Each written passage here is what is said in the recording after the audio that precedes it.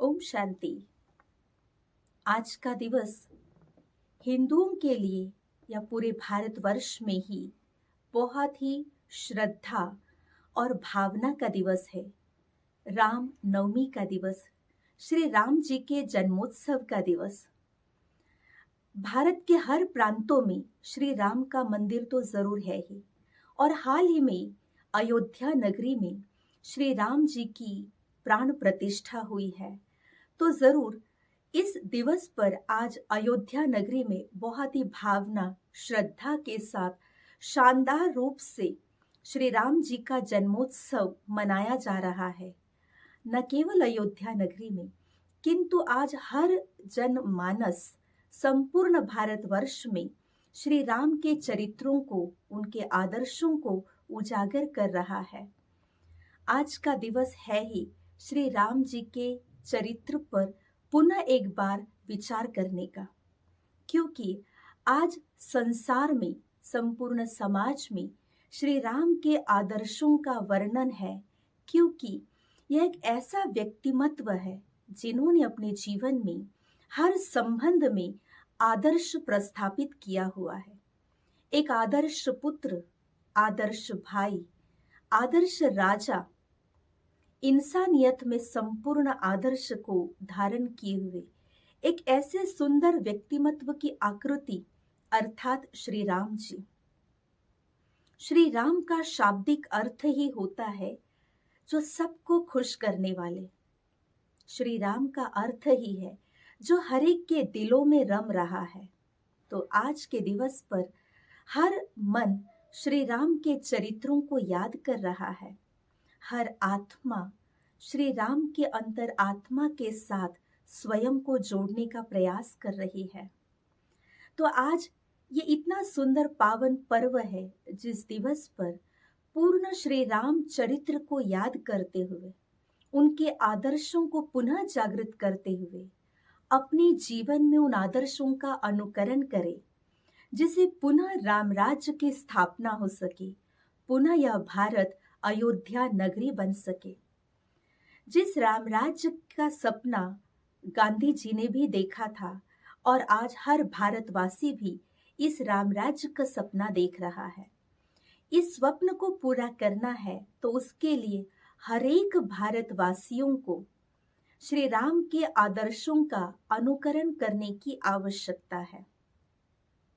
जिस श्री राम के लिए कहा जाता है कि सबके राजा राम करे सबके काम, उनके राज्य की महिमा के लिए कहा जाता है राजा राम, राम शाहूकार, बसे नगरी जिए दाता धर्म का उपकार।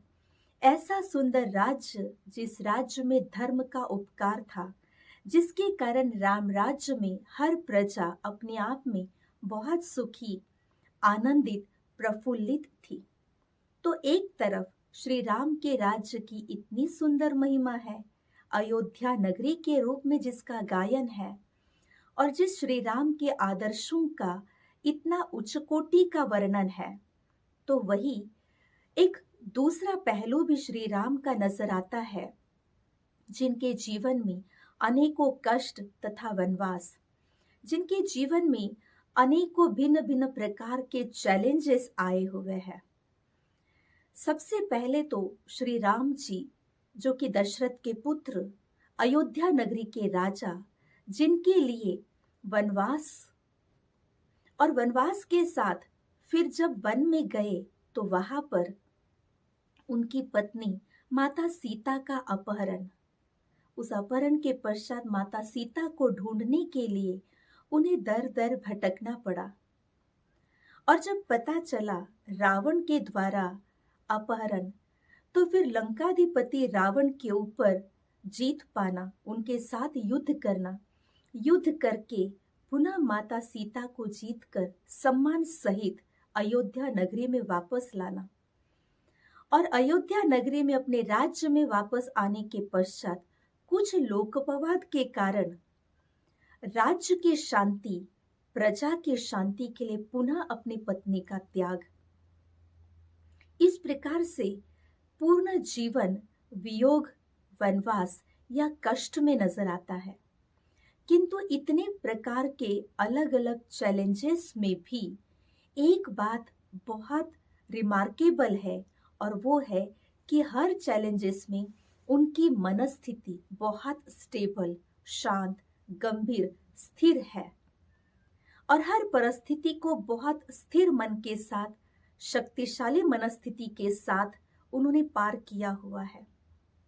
इसको कहते हैं इनर मैनेजमेंट स्किल्स।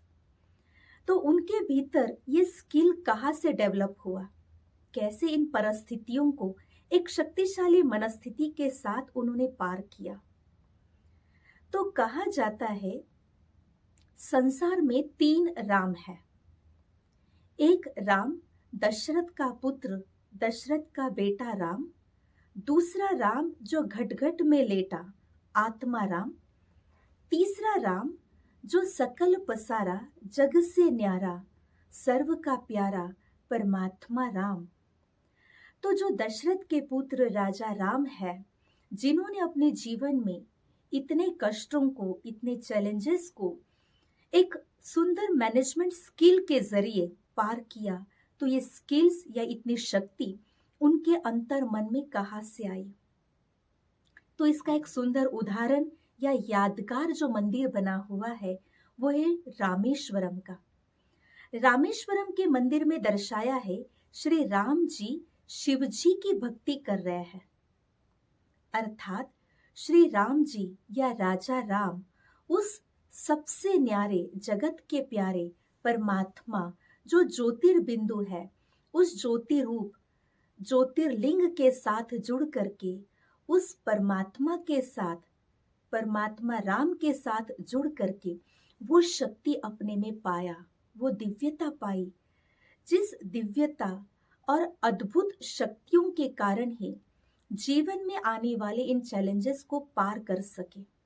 तो ये घटना या श्री राम के जीवन चरित्र में से ये बातें हमें प्रेरित करती है कि हमें भी अपने जीवन में आने वाले चैलेंजेस को अगर पार करना है शांत और स्थिर मन के साथ, तो हर परिस्थिति को अपने शक्तिशाली मनस्थिति से पार करने के लिए आवश्यकता है अपने मन को उस जगत पिता, सर्व से न्यारा परमात्मा राम से स्वयं को जोड़ने की।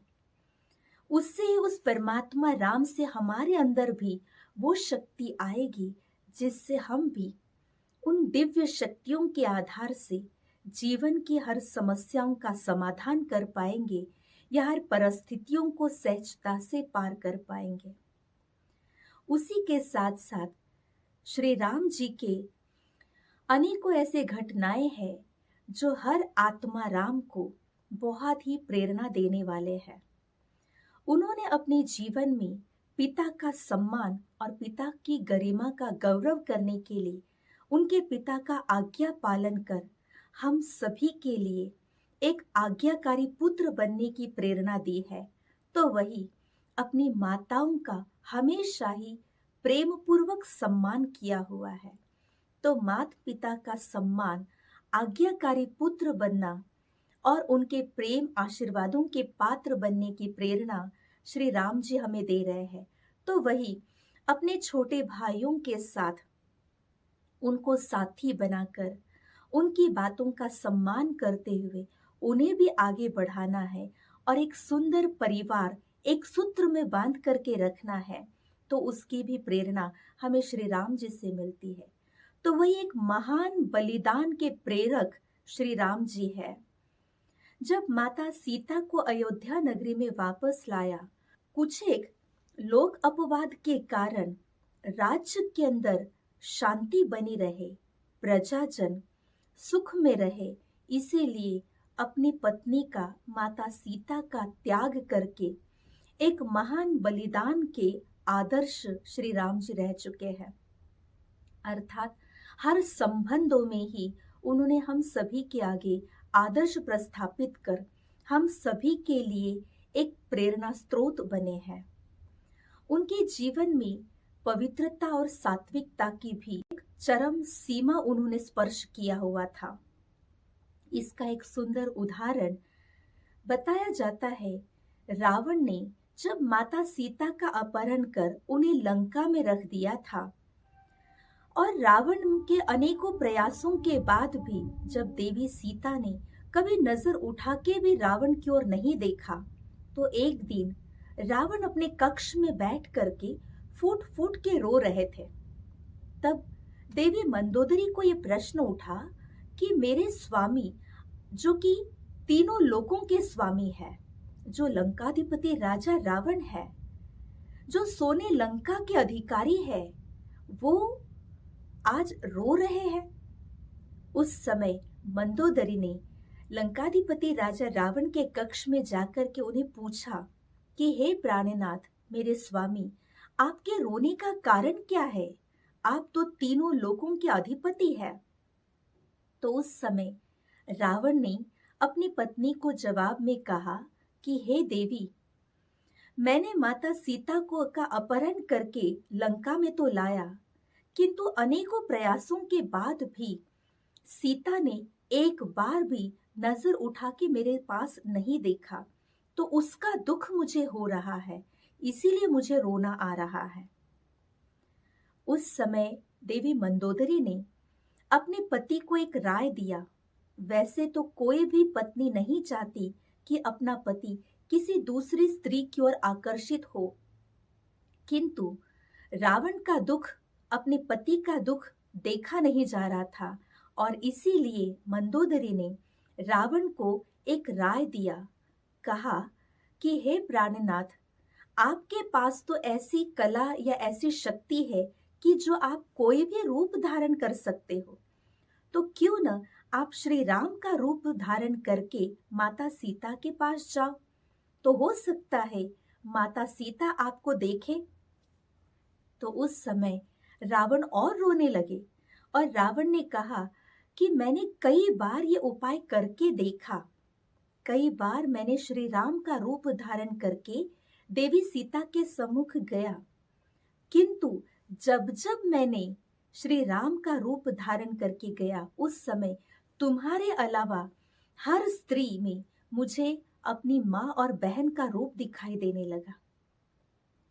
कहने का भाव कि केवल श्री राम का रूप धारण करने से भी उस रावण के मन में भी इतनी सात्विकता और इतनी पवित्रता का भाव जाग उठा।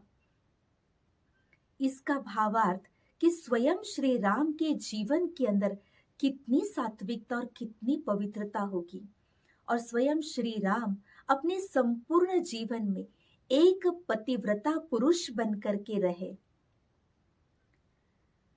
तो ये घटना हमें यही प्रेरणा देती है कि हमें अपने जीवन में भी अगर श्री राम के आदर्शों को, उनके भीतर की सात्विकता को अपना ले, तो हमारा मन भी कितना शुद्ध और सात्विक हो जाएगा। हमारे अंतर मन के अंदर के वासनाएं, विषय विकार समाप्त हो जाएंगे।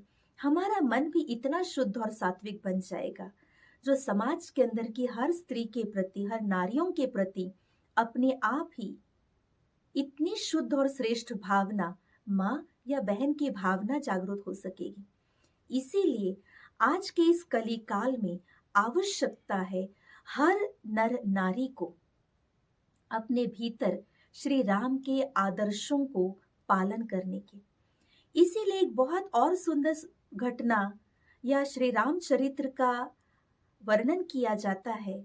जब श्री राम जी वन में माता सीता को ढूंढने निकले, तो उनके साथ कोई सेना नहीं थी, और जब लंकाधिपति रावण को जीतना है, उनके साथ युद्ध करना है, तो जरूर कोई सेना की आवश्यकता है, और वन में तो कोई सेना नहीं थी। तो जब उन्हें वन में उनकी मुलाकात वानर सेना के साथ हुई, तो वानर सेना का साथ लेकर के उन्होंने ये युद्ध जीता।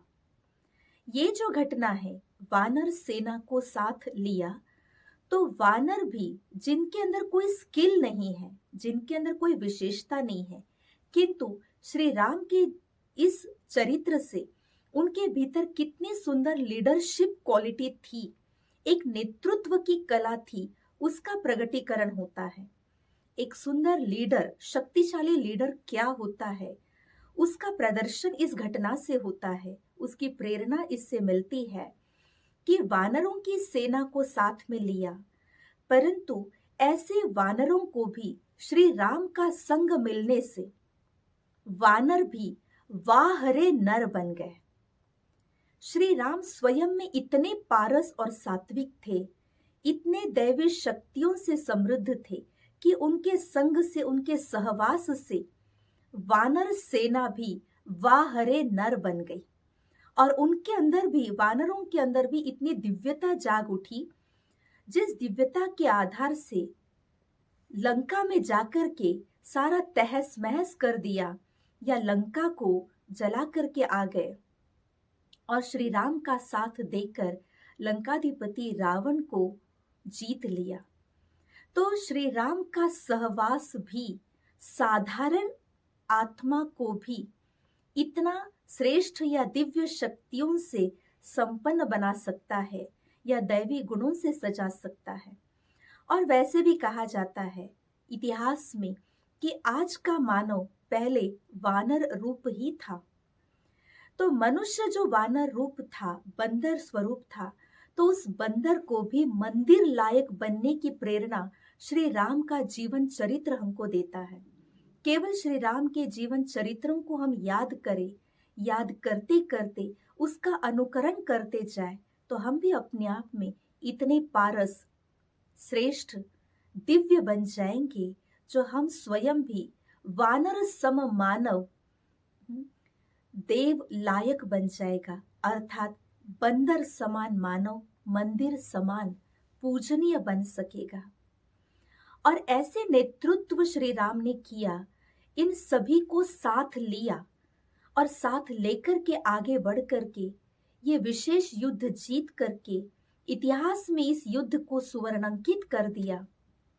तो हमें भी अपने जीवन के युद्ध को अगर जीतना है, हमारे अंदर जो विषय विकार रूपी रावण बैठा हुआ है, इस रावण को जीतना है, तो आवश्यकता है हमारे अंदर के नेतृत्व के कला को, लीडरशिप क्वालिटी को जगाने की।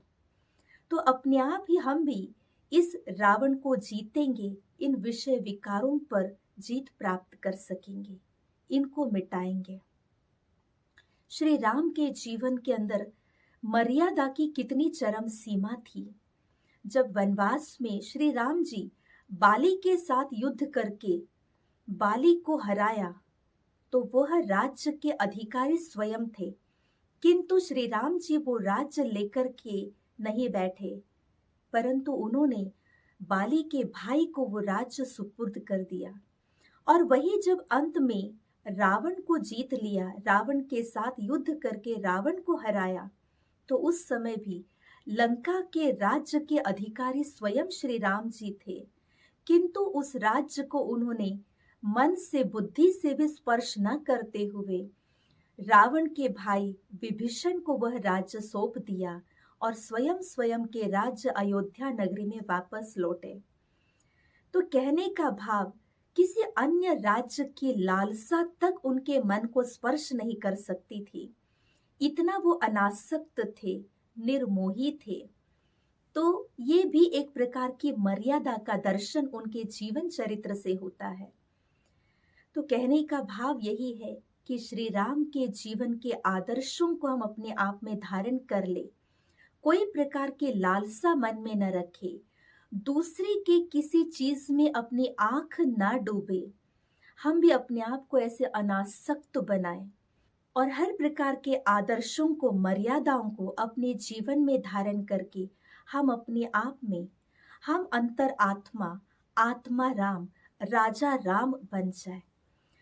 दशरथ पुत्र राजा राम, अर्थात जैसे रथ को अध्यात्म भाषा में शरीर को रथ कहा जाता है, इस शरीर रूपी रथ में 5 ज्ञानेंद्रिय और 5 कर्मेंद्रिय है, और आज आत्मा राम इन कर्मेंद्रियों के वशीभूत हो गई है। आवश्यकता है आत्मा राम को इस 10 इंद्रियों के राजा बनने की, मास्टर बनने की।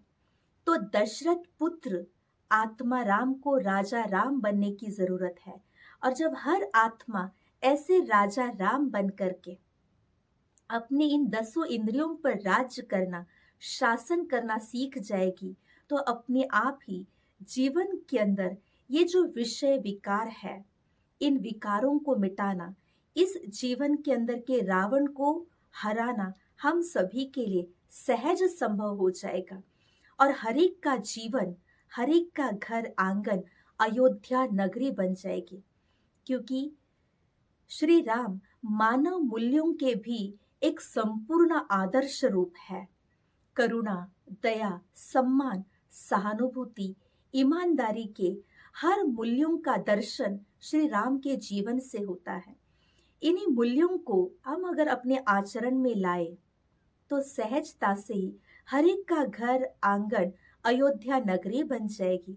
घर घर के लड़ाई झगड़े मिट जाएंगे और ये संपूर्ण संसार राम राज्य बनने में समय नहीं लगेगा और पुनः ये संसार अयोध्या नगरी बन जाएगी।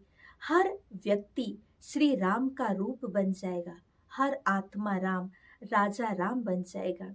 तो आज के इस दिवस पर आप सभी के लिए यही शुभ कामनाएं, न केवल कामनाएं किंतु शुभ प्रेरणाएं हैं कि हम सभी मानव, हर नर नारी अपने जीवन के अंदर मानवीय मूल्यों के आदर्शों को धारण कर ले, श्री राम के जीवन की मर्यादाओं को अपना ले और तभी सही मायने में इस राम नवमी को शानदार बनाने की संकल्पना साकार हो सकेगी और संपूर्ण संसार राम राज्य बन जाएगा। इन्हीं शुभ प्रेरणाओं के साथ आप सभी को राम नवमी की ढेरों शुभकामनाएं, श्री राम के आदर्शों की प्रेरणाएं। ओम शांति।